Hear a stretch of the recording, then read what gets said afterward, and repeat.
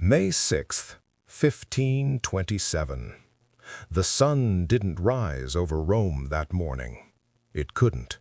The sky was too choked with black smoke, and the smell of gunpowder was thick enough to taste. Rome wasn't just a city. It was the center of the world. It was the heart of God's church, the home of art, the jewel of the Renaissance. But on this day, Rome was a slaughterhouse. Imagine standing on the steps of St. Peter's Basilica, the most holy place on earth. You look out at the city below, and you see an ocean of metal coming toward you. 20,000 men. They aren't just an army. They are a mob, a starving, angry, unstoppable mob of mercenaries who haven't been paid in months. They are German Landsknechts, the most feared killers in Europe. They are Spanish veterans who have seen it all, and they are all here for one thing: gold.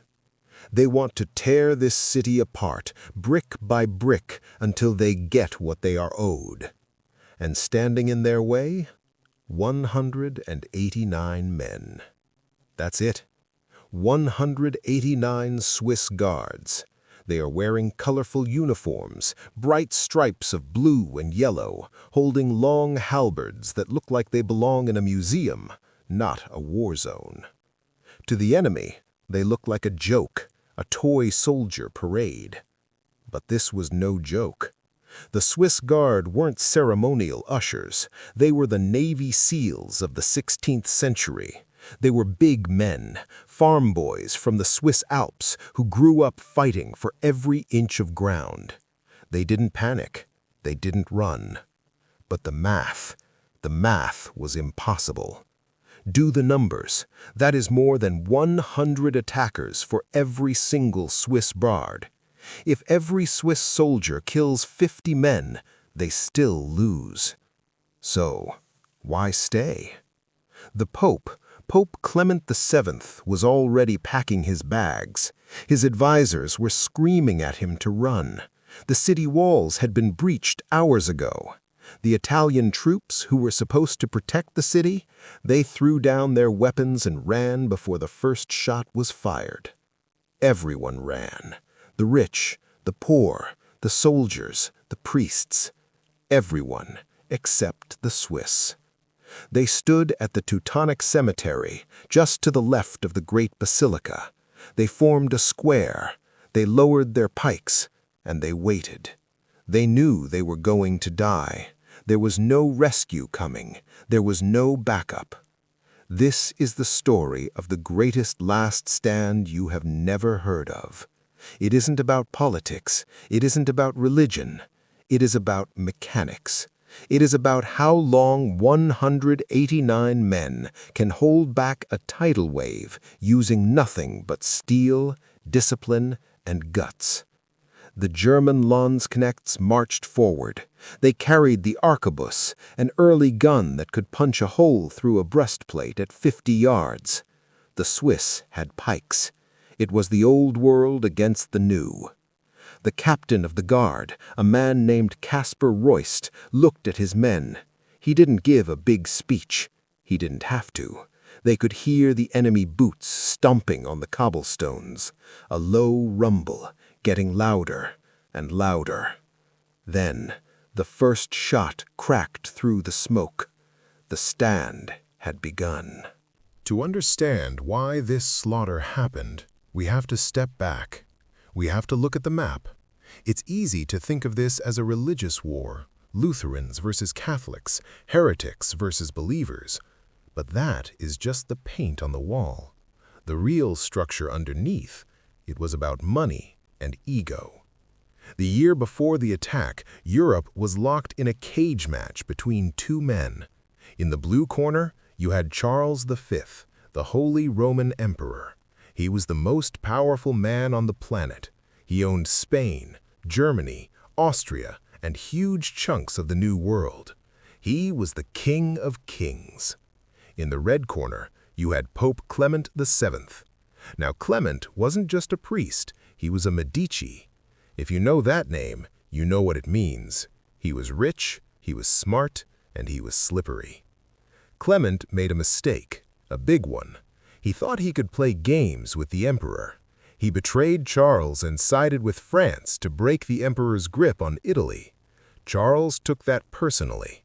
He decided to teach the Pope a lesson. He didn't want to destroy the church, he just wanted to scare the Pope back into line. So, he built an army. He gathered the toughest fighters in the empire, the Landsknechts. Let's talk about these guys for a second. In the 1500s, war was a job. You didn't fight for your country, you fought for the guy who signed the check. The Landsknechts were professional killers. They wore flashy clothes, big feathers, slashed doublets.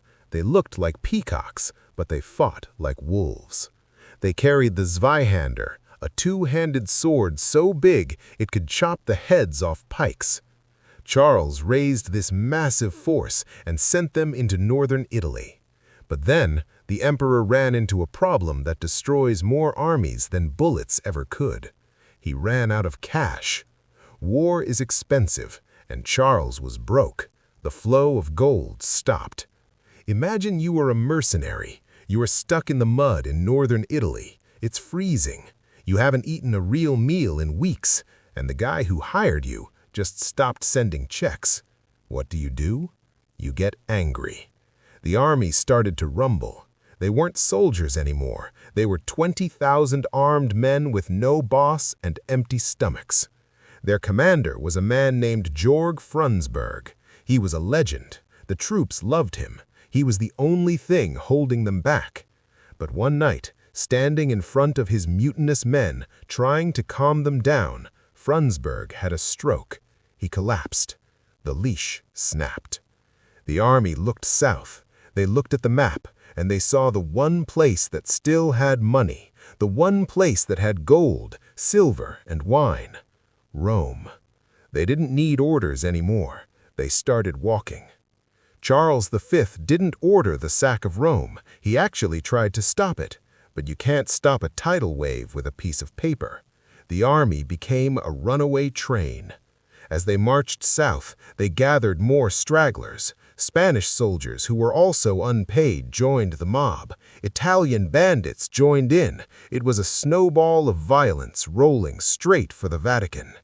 By the time they reached the walls of Rome, they were starving. They were desperate. They knew there was no going back. If they lost, they would be executed as traitors. If they won, they would be rich kings. It was all or nothing. Inside the Vatican, Pope Clement was still playing politics. He thought he could negotiate. He thought he could buy them off. He was wrong. The time for talking was over. The time for dying had begun. The attack didn't start with a roar. It started with a whisper. May 6th brought a heavy fog to Rome, a thick, wet blanket that rolled off the Tiber River.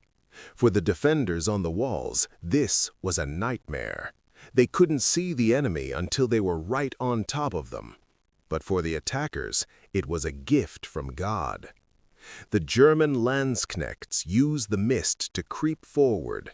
They didn't have heavy cannons to blow the walls down. They had to do this the hard way. Ladders.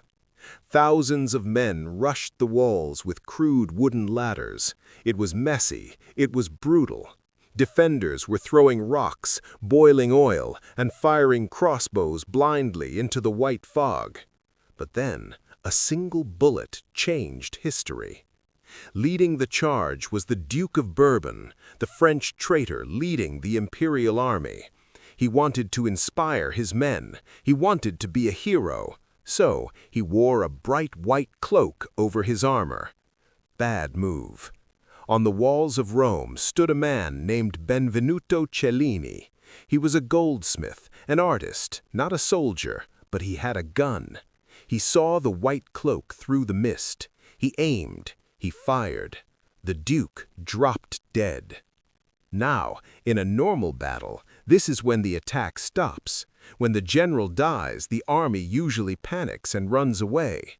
The defenders cheered. They thought they had won. But they were wrong. They forgot who they were fighting. These men weren't soldiers anymore. They were a starving pack of wolves. And the Duke of Bourbon, he was the only man holding the leash. He was the only one who could have stopped the looting, the burning, and the rape. When he died, the leash snapped completely. The mercenaries didn't panic. They got angry. They went into a blood frenzy. They swarmed over the walls like ants. The Spanish troops found a weak spot, a small basement window that had been left unguarded. They squeezed through, one by one. Suddenly, the defenders heard screams coming from behind them. Panic. The line broke. The Italian militia threw down their weapons and ran for their lives. The gates were thrown open, and the flood came in. 20,000 screaming killers poured into the Borgo, the district right next to the Vatican. There was nothing between them and St. Peter's Basilica except narrow streets, smoke, and screams. Well, almost nothing. At the base of the Vatican Hill, near the ancient Egyptian obelisk, the 189 Swiss guards tightened their grip on their halberds. They watched the Italians run past them. They watched the city collapse, but they didn't move. They lowered their visors. They leveled their pikes. The flood was here. They hit the line, and the world exploded. It wasn't a movie scene. There was no slow motion, just the sickening crunch of steel hitting bone. Imagine a hydraulic press made of humans. That is what happened at the Teutonic Cemetery. The first wave of Landknechts slammed into the Swiss guard. They expected the Swiss to break. They expected them to fold like wet paper. They didn't. The Swiss formation was solid rock. And this is where the mechanics come in. This is why 189 men could stop an army. It's all about the tool and the terrain. First, the terrain. The fighting happened in a narrow choke point. The German mob couldn't use their numbers. They couldn't surround the Swiss. They had to come at them head-on, row by row. It was like trying to shove a semi-truck through a doorway. It doesn't work. Second, the tool. The Swiss weapon of choice was the halberd. It looks medieval, but it is a masterpiece of engineering. It has 3 parts. 1, a spear tip to stab. 2, an axe blade to chop. 3, a hook on the back to drag a rider off his horse or rip a shield out of a man's hand. It is 7 feet of bad news. The Germans had the Zweihander, a massive 6-foot sword. It was designed to chop the heads off pikes, but in that tight space, the sword was useless. You need room to swing a sword that big. The Swiss didn't need room. They just thrust and chopped. For 15 minutes, it was a stalemate. The front line of the Swiss guard became a wall of corpses. They didn't step back. When a Swiss soldier fell, another one stepped over his body to take his place. The noise was deafening. Screams, cursing in German and Italian, the clash of armor. The ground turned into red mud. Men were slipping in the blood. If you fell down, you didn't get back up. You were trampled. The Landknechts were furious. They were the best fighters in the world, and they were being stopped by a handful of bodyguards in fancy pajamas. They started to push. Not fight, push. Thousands of men in the back pressed forward. They crushed the men in the front against the Swiss pikes. It was simple physics, mass times acceleration. The Swiss line began to bend. Captain Royst shouted the order, "To the steps!" They weren't running away. They were moving to better ground. They backed up, fighting every inch of the way until they reached the steps of St. Peter's Basilica. The final stage was set. While the Swiss guard was turning the steps of St. Peter's into a graveyard, something else was happening just a few hundred yards away. Something shameful. Pope Clement was in the basilica. He was on his knees, praying. He wasn't leading the defense. He wasn't rallying the troops. He was waiting for a miracle. But the only miracle he got was a shout from his aides. Run! The enemy was inside the church. The great doors of St. Peter's were shaking. The German axes were hacking through the wood. Now, most people don't know this, but the Vatican has an escape hatch. It's called the Passetto di Borgo. It looks like an ordinary stone wall running from the Vatican to the Castel Sant'Angelo, a massive fortress down the road. But inside that wall, there is a hallway, a secret tunnel built for exactly this moment. The Pope scrambled up the stairs to the wall. He was wearing his long white robes, his cassock. And this is where the story gets almost funny if it wasn't so tragic. The Pope was fat, he was old, and he was wearing bright white. As he ran along the top of the wall, he was a perfect target. The German soldiers down below looked up. They saw the white flash. They raised their arquebuses. Pop, pop, pop. Bullets chipped the stone around the Pope's head. He was moments away from being the first Pope sniped in battle. One of his bishops, a man with more guts than the Pope, threw a dark cloak over him. He covered the white robes. He pushed the Pope forward, urging him to run faster. Imagine the picture. Up above, you have the leader of the Christian world, sweating, wheezing, scurrying like a rat in a tunnel to save his own skin. Down below, on the steps, you have the 189 men he paid to protect him. They aren't running. Captain Royst was down. He had been wounded badly, but he was still fighting on his knees. Then a German soldier finished him off. They didn't just kill him, they butchered him in front of his wife's house. With their captain dead, the Swiss could have surrendered. They didn't. They were pushed back inside the basilica itself. The fighting moved from the bright sun into the dark shadows of the church. They retreated to the high altar, the holiest spot in Rome. There were only 42 of them left now. 42 men against thousands. They formed a circle around the altar, back to back, pikes facing out. They knew the Pope was safe. They could see the fortress gates closing behind him. Their job was done. The contract was fulfilled. But they didn't drop their weapons. Why?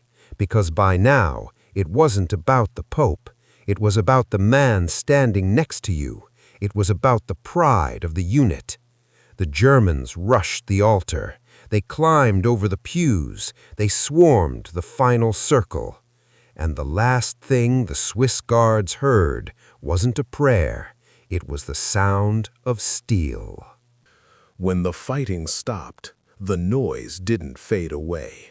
It was cut off. The 42 men at the altar were dead. Every single one of them. The 147 men who died outside on the steps, their bodies were stripped naked. The mercenaries took the colorful blue and yellow uniforms as trophies. They took the halberds. They took the boots. Then the mob turned its eyes to the city. What followed wasn't a battle. It was an apocalypse. For 8 days, Rome ceased to exist as a civilized place. The mercenaries were drunk on victory and drunk on the wine they found in the Vatican's cellars. They broke into the palaces of the rich cardinals. They tortured priests to find out where the gold was hidden. Nuns were dragged from their convents. Hospitals were raided. Even the tombs of the old popes were cracked open, just in case they had been buried with rings on their fingers. It was the end of the Roman Renaissance, just like that. The art, the music, the optimism, it was all drowned in blood. But amidst the horror, there was a strange kind of silence in the Vatican. The German soldiers camped inside the Vatican itself. They stabled their horses in the Sistine Chapel. Yes, you heard that right. Horses, eating hay, shitting on the floor, right under the ceiling painted by Michelangelo. The smoke from their campfires blackened the frescoes on the walls. If you go to the Vatican today and you know where to look, you can still see the scars. In the Stanza della Segnatura, one of the most beautiful rooms in the palace, there is a graffiti scratched into the wall. It isn't a modern tag, it was carved by a German mercenary in 1527. It says, "Luther is Pope." A final insult carved with the tip of a knife. But while the city burned and the art was destroyed, the Swiss Guard had done their job. Pope Clement was safe inside the Castel Sant'Angelo. He was humiliated. He was a prisoner in his own city. He had to grow a beard as a sign of mourning, a beard he would keep for the rest of his life. But he was alive. The 189 men hadn't died for nothing. They had bought him time. They had traded their blood for his breath. And that brings us to the legacy. Because this isn't just a story about a bad day in 1527. It is the reason why, nearly 500 years later, the Swiss Guard is still there. May 6th is still a holy day, but not for the reasons you might think. If you go to the Vatican on May 6th this year, you won't see tourists taking selfies. You will see a ceremony that has happened every single year for 5 centuries. In the San Damaso courtyard, new recruits for the Swiss Guard march out. They aren't wearing camo. They aren't wearing tactical vests.